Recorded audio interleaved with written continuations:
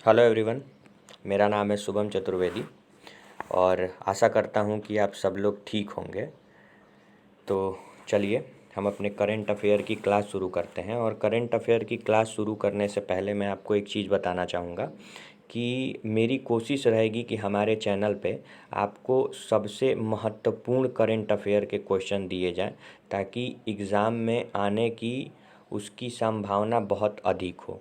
और मेरी कोशिश ये भी होगी साथ साथ कि आप लोगों को करंट अफेयर जो है वो इस तरीके से पढ़ाया जाए कि आपको दोबारा उसको रटने की ज़रूरत ना पड़े, आप उसको समझें।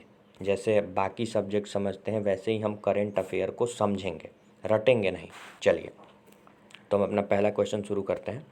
तो हमारा जो पहला क्वेश्चन है, हाल ही में महाराष्ट्र सरकार ने कितने प्रतिशत ईडब्ल्यूएस कोटे के तहत मराठा लोगों को आरक्षण की मंजूरी दी है। ठीक है, अभी कुछ दिन पहले आपने सुना होगा कि ये बात काफ़ी सुर्खियों में थी कि मराठा जो लोग हैं, महाराष्ट्र में जो मराठा लोग हैं वो ईडब्ल्यूएस कोटे के तहत आरक्षण की मांग कर रहे थे। ठीक है, तो महाराष्ट्र सरकार इस बात पे राज़ी नहीं थी, लेकिन अब जाके महाराष्ट्र सरकार इस बात पे राज़ी हुई है।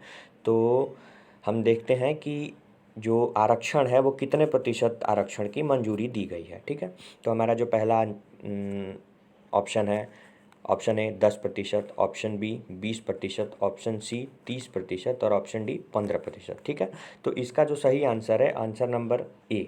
ठीक है, अभी महाराष्ट्र में जो मराठा लोगों को आरक्षण दिया गया है ईडब्ल्यूएस कोटे के तहत, उसकी संख्या 10% की है। ठीक है, तो ये आप याद रखिएगा कि जो मराठा लोग हैं उनको 10 ईडब्ल्यूएस कोटे के तहत 10% की आरक्षण की मंजूरी दी गई है। ठीक है, साथ साथ मैं आपसे एक चीज़ और करना चाहूँगा कि जब भी करंट अफेयर की किस क्लास में जब भी किसी देश या भारत के किसी भी राज्य का नाम आए तो वहीं आप उसके राजधानी को दोहरा लीजिए, ताकि आपको दोबारा उसको किसी देश और उसकी राजधानी रटने की ज़रूरत ना पड़े, आप उसको समझें। ठीक है, तो समझते हैं। जैसे ये महाराष्ट्र है, ठीक, तो महाराष्ट्र की जो राजधानी है, ठीक है, महाराष्ट्र की जो राजधानी है वो महाराष्ट्र की राजधानी है मुंबई।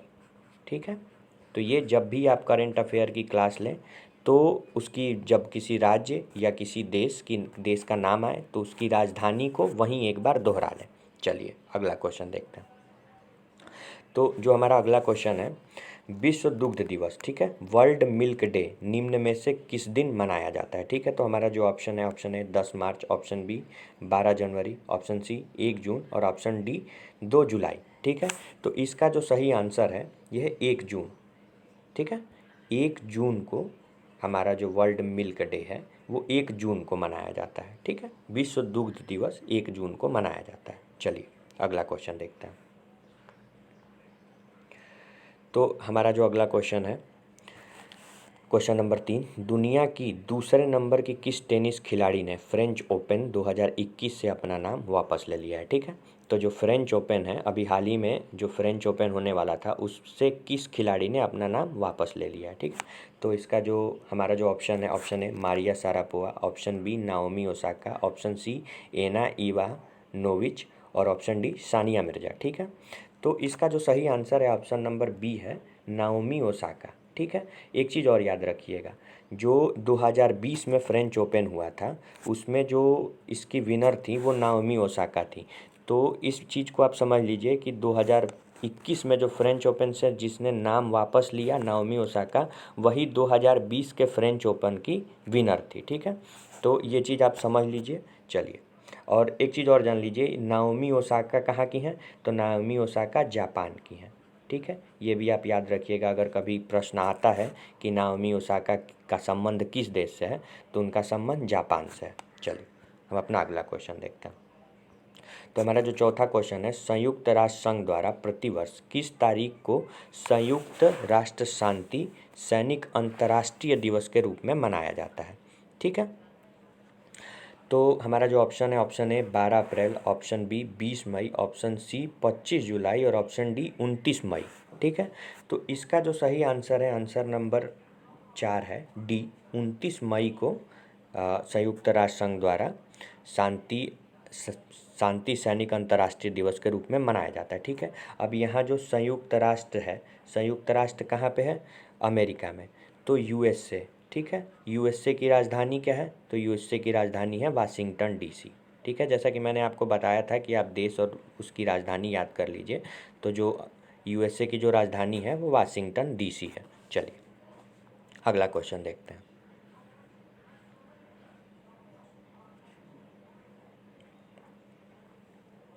तो हमारा जो पांचवा क्वेश्चन है, हाल ही में किस राज्य की कुर्रा गुफाओं में पाई गई एक झींगुर की नई प्रजाति का नाम इंडीमिमस जयंती, ठीक है, इंडीमिमस जयंती रखा गया। ठीक है, ये नाम याद रखिएगा आप। एक ये झींगुर है, पहले तो ये याद रखिएगा कि ये एक झींगुर है। ठीक है, और झींगुर का जो नाम है वो है इंडीमिमस जयंती। ठीक है, तो ये चीज़ दोनों आप याद रखिएगा। और देख जानते हैं कि ये कहाँ से, मतलब कहाँ की गुफाओं में पाया गया है कुर्रा। पहले तो कुर्रा गुफा के बारे में समझ लेते हैं। तो हमारा जो ऑप्शन है, option number A Chhattisgarh, option number B Madhya Pradesh, option number C Bihar और ऑप्शन नंबर डी झारखंड। ठीक है, तो इसका जो सही आंसर है ऑप्शन नंबर ए है छत्तीसगढ़ में। ठीक है, तो ये याद रखिएगा कि ये जो कुर्रा गुफा है ये छत्तीसगढ़ में है। ठीक है, तो ये नाम याद रखिएगा, छत्तीसगढ़ में कुर्रा गुफा है और उस कुर्रा गुफा में झींगुर की एक नई प्रजाति पाई गई है जिसका नाम इंडीमिमिस जयंती है। ठीक है, तो इसको समझने की कोशिश करिए। जो ये कुर्रा गुफा है, कुर्रा गुफा छत्तीसगढ़ में है और छत्तीसगढ़ की कुर्रा गुफा में एक झींगुर की नई प्रजाति पाई गई है जिसका नाम इंडीमिमस जयंती है।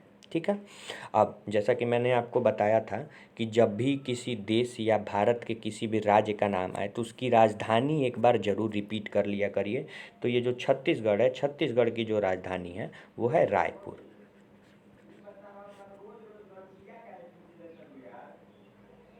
चलिए अब अगला क्वेश्चन देखते हैं। हमारा जो छठा क्वेश्चन है, हाल ही में बांग्लादेश ने अपनी अर्थव्यवस्था को बढ़ावा देने के लिए किस देश के साथ 200 मिलियन अमेरिकी डॉलर मुद्रा का विनिमय सुविधा को मंजूरी दी है? ठीक है, तो इसका जो ऑप्शन है, option number A Nepal, option number B Sri Lanka, option number C Bhutan और ऑप्शन नंबर डी चीन। ठीक है, तो इसका जो सही आंसर है, इसका सही आंसर है ऑप्शन नंबर बी श्रीलंका। ठीक है, अब जैसा कि मैंने आपको बताया था, मैं हर बार ये बताता रहूँगा आपको कि जब भी किसी देश या भारत के किसी भी राज्य का नाम आए तो उसकी राजधानी को आप एक बार अपने दिमाग में याद कर लिया करिए। और मैं तो बताऊँगा ही, मेरी तो कोशिश यही रहेगी कि आपके करंट अफेयर को ऐसे तैयार कराया जाए कि आपको रटने की ज़रूरत ना हो।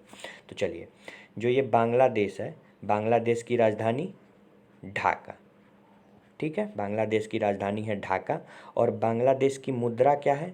मुद्रा भी याद कर लीजिए, क्योंकि ये हमारे आसपास की जो कंट्रियां हैं वहाँ की राजधानी और मुद्राएं हमारे लिए काफ़ी महत्वपूर्ण है। क्योंकि जो RO और PCS का पेपर होता है उसमें पैराग्राफ बना के ये बातें पूछ ली जाती हैं कि इनकी मुद्रा क्या है, इनकी राजधानी क्या है। तो यहाँ की जो मुद्रा है वो है टका। ठीक है, बांग्लादेश की जो मुद्रा है वो टका है। जैसे हमारे यहाँ भारतीय रुपया है, वैसे ही बांग्लादेश की मुद्रा टका है। चलिए अगला क्वेश्चन देखते हैं। तो हमारा जो सातवां क्वेश्चन है, निम्न में से किस देश में बर्ड फ्लू का एक नया स्ट्रेन पाया गया है? ठीक है, H10N3। ठीक है, ये नाम याद रखिएगा। बर्ड फ्लू के कई सारे स्ट्रेन हैं, तो ये एक नया स्ट्रेन मिला है जिसका नाम है H10N3। और इससे संक्रमित होने वाली पहले व्यक्ति का मामला किस देश से आया है? ठीक है, तो हमारा जो ऑप्शन है, option A Nepal, option B Bharat, option C Japan और ऑप्शन डी चीन। ठीक है, तो आपको ऑप्शन से ही समझ में आ गया होगा कि सबसे ज़्यादा संक्रमित बीमारियां कहाँ से उपज लेती हैं। तो मैं इस पर कुछ टिप्पणी नहीं करूँगा। चलिए, तो इसका जो सही आंसर है ऑप्शन नंबर डी है चीन। ठीक है, मैं आपको फिर एक बार बता रहा हूँ कि जब भी किसी देश का नाम आए और वो आंसर में हो तो आप उस देश की राजधानी को ज़रूर याद करिए। तो जो ये चीन है, चीन की राजधानी है बीजिंग। ठीक है, बीजिंग। और कोविड-19 महामारी जो हमारे देश में और पूरे विश्व में हाहाकार मचा चुकी है, उसके बारे में भी आप जानते हैं कि उस बीमारी की भी उपज जो है वो चीन से है, चीन के वुहान शहर से है। ठीक है, चलिए अगला क्वेश्चन देखते हैं। तो हमारा जो अगला और आखिरी क्वेश्चन है, हाल ही में किस देश की सरकार ने कहा है कि अब देश के प्रत्येक दंपत्ति को 2 नहीं बल्कि 3 बच्चों को जन्म देने की अनुमति है? ठीक है, तो हमारा जो ऑप्शन है, option number A Bharat, option number B Pakistan, option number C चीन और ऑप्शन नंबर डी बांग्लादेश। ठीक है, तो इसका जो सही आंसर है, आंसर नंबर सी, चीन। चीन ने अभी तक अपने यहाँ अपने देश में ये प्रतिबंध लगा रखा था कि कोई भी आदमी दो बच्चे से ज़्यादा नहीं कर सकता है। लेकिन अब क्या है कि अभी कुछ दिन पहले लेंसेंट के तहत एक खबर आई थी कि चीन की जो अधिकतर जनसंख्या है उसकी औसतन आयु काफ़ी ज़्यादा है, मतलब 50 से ऊपर है। तो चीन की जो अधिकतर जनसंख्या है वो बूढ़ी है। तो इसलिए चीन ने अब अपने यहाँ 3 बच्चों को जन्म देने की अनुमति दे दी है। ठीक है, तो अगर वीडियो पसंद आया हो तो लाइक और सब्सक्राइब करें और बेल आइकन को भी दबा लें कि जो करंट अफेयर की क्लास है वो आपको मिलती रहे। और हमारी कोशिश यही रहेगी कि करंट अफेयर आपको सबसे बेहतरीन तरीके से पढ़ाया जाए कि आपको रटने की ज़रूरत ना हो। और लाइक और सब्सक्राइब से मुझे भी ये होता है कि हाँ भाई, हमारी क्लास बच्चों द्वारा पसंद की जा रही है, तो बनाने के लिए सहानुभूति मिलती है। तो आपसे निवेदन है कि अगर क्लास पसंद आए, ऐसे नहीं कि आपको पसंद ना आए, अगर पसंद आए तो लाइक और सब्सक्राइब करें। Thank you. और घर पे रहें, स्वस्थ रहें, क्योंकि हमारे भारतीय जनता की हर एक व्यक्ति की जान की कीमत बहुत है। तो आपसे निवेदन है कि जब तक बहुत ज़रूरी काम ना हो तब तक घर से बाहर ना निकलें। Thank you.